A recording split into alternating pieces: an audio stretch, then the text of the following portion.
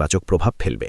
তাই তারা এখন এসব করছে রাশিয়ার মনোযোগ ও ইউক্রেনে তাদের ব্যস্ততাকে অন্যদিকে সরিয়ে নেওয়ার জন্য, এবং রাশিয়ার জন্য ফাঁদ পাচ্ছে যাতে বিশ্বের এই অংশে রাশিয়ার সাথে সংঘাত বাঁধানো যায়। আর তাই আমরা বলছি, আমরা এখন যা দেখছি তা প্যাক্স জুডাইকার সাথে সম্পর্কিত।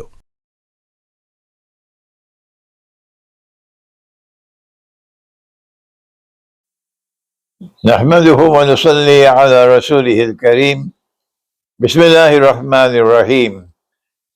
আমরা আল্লাহর বরকতময় নাম দিয়ে শুরু করছি। আমরা তার প্রশংসা করছি এবং তার মহিমা ঘোষণা করছি, যেমনটি তার প্রশংসা ও মহিমা ঘোষণা করা উচিত। আর আমরা তার সকল সম্মানিত রাসূলগণের উপর শান্তি ও বরকতের জন্য দোয়া করছি, যার মধ্যে অন্তর্ভুক্ত আছেন তাদের সকলের শেষ নবী, এই বরকতময় নবী মুহাম্মদ সাল্লাল্লাহু আলাইহি ওয়াসাল্লাম। আজ রজব মাসের ২১তম দিনে ক্যারিবিয়ানের ত্রিনিদাদ দ্বীপে আমার নিজ জন্মভূমির বসার ঘর থেকে আপনাদের স্বাগত জানাচ্ছি।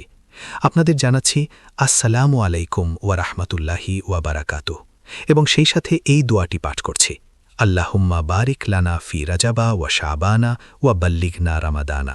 আমরা এখানে ক্যারিবিয়ানে, বিশেষ করে ত্রিনিদাদ ও টোবাগোতে একটি ঝড়ের কবলে পড়েছি, যে ঝড়ের নাম ডোনাল্ড ট্রাম্প।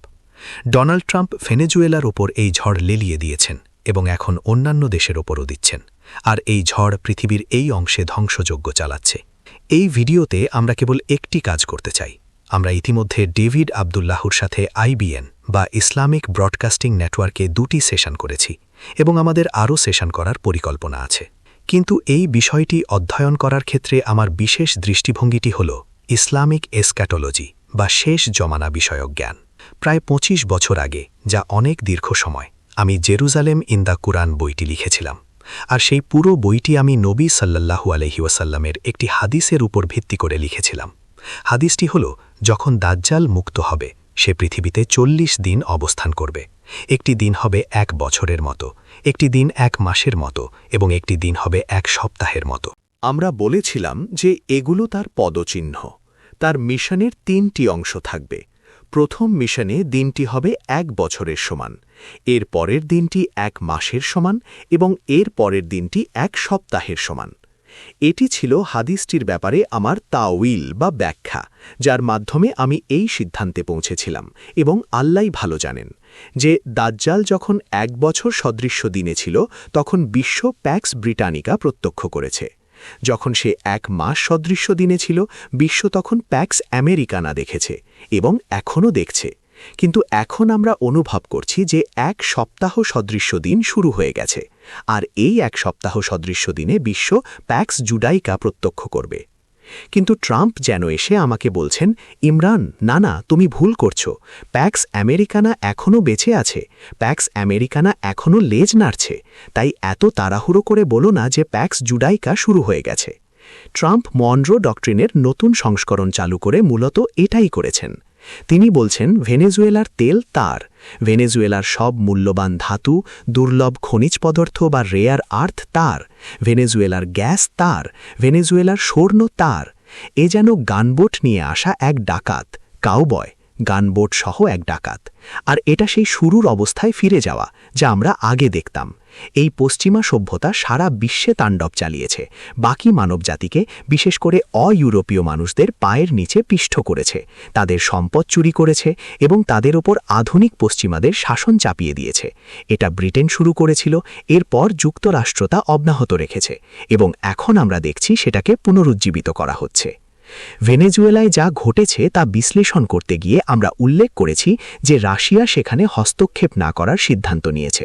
এমনকি যুক্তরাষ্ট্র যখন রাশিয়ান পতাকাবাহী একটি ট্যাঙ্কার জব্দ করল, তখনও না। রাশিয়া যুক্তরাষ্ট্রকে জানিয়েছিল, এটা আমাদের ট্যাঙ্কার, আমরা তাদের আমাদের পতাকা ব্যবহারের অধিকার দিয়েছি। কিন্তু যুক্তরাষ্ট্র তা উড়িয়ে দেয়, উপেক্ষা করে, এবং ট্যাঙ্কারটি জব্দ করে নেয়। আর এর প্রতিবাদ জানানো ছাড়া রাশিয়া এটি থামাতে কিছুই করেনি। রাশিয়ার পক্ষ থেকে কোনো সামরিক হস্তক্ষেপ ছিল না, চীনের পক্ষ থেকেও না।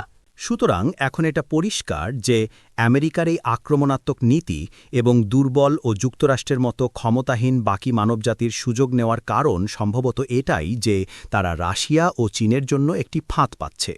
তারা চাইছে রাশিয়া ও চীন যেন বিশ্বের এই অংশে সামরিক হস্তক্ষেপ করে, যেখানে যুক্তরাষ্ট্রের সুবিধা বেশি।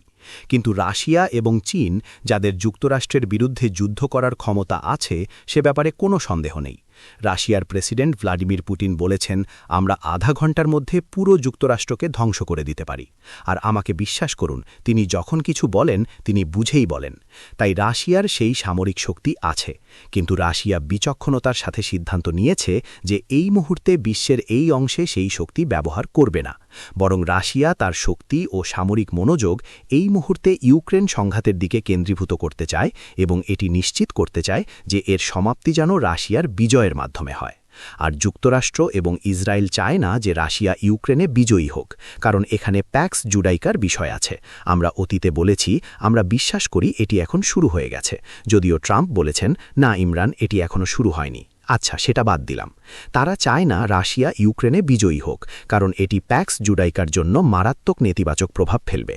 তাই তারা এখন এসব করছে রাশিয়ার মনোযোগ ও ইউক্রেনে তাদের ব্যস্ততাকে অন্যদিকে সরিয়ে নেওয়ার জন্য, এবং রাশিয়ার জন্য ফাঁদ পাচ্ছে যাতে বিশ্বের এই অংশে রাশিয়ার সাথে সংঘাত বাঁধানো যায়। আর তাই আমরা বলছি, আমরা এখন যা দেখছি তা প্যাক্স জুডাইকার সাথে সম্পর্কিত। এবং অতএব যদি আমাদের বিশ্লেষণ সঠিক হয়, তবে আমার প্রিয় দর্শক শ্রোতা অবাক হবেন না, একদমই অবাক হবেন না যদি দেখেন যুক্তরাষ্ট্র কিউবা, কলম্বিয়া, মেক্সিকো বা গ্রিনল্যান্ডে আরও সামরিক হস্তক্ষেপ করছে। আমরা ইরানেও আমেরিকার সামরিক হস্তক্ষেপের সম্ভাবনা দেখতে পাচ্ছি সারা বিশ্বজুড়েই। এবং এর কোনোটিতেই আপনারা দেখবেন না যে রাশিয়া বা চীন যুক্তরাষ্ট্রের মুখোমুখি হতে সামরিকভাবে এগিয়ে আসছে। যখন এমনটা ঘটবে, রাশিয়া ও চীনকে সমালোচনা করবেন না, তাদের কাগজের বাঘ বলবেন না, বরং বোঝার চেষ্টা করুন কি ঘটছে। রাশিয়া ও চীন সেই টোপ গিলতে অস্বীকার করছে। ধন্যবাদ। আসসালামু আলাইকুম ওয়া রাহমাতুল্লাহি ওয়া বারাকাতুহু।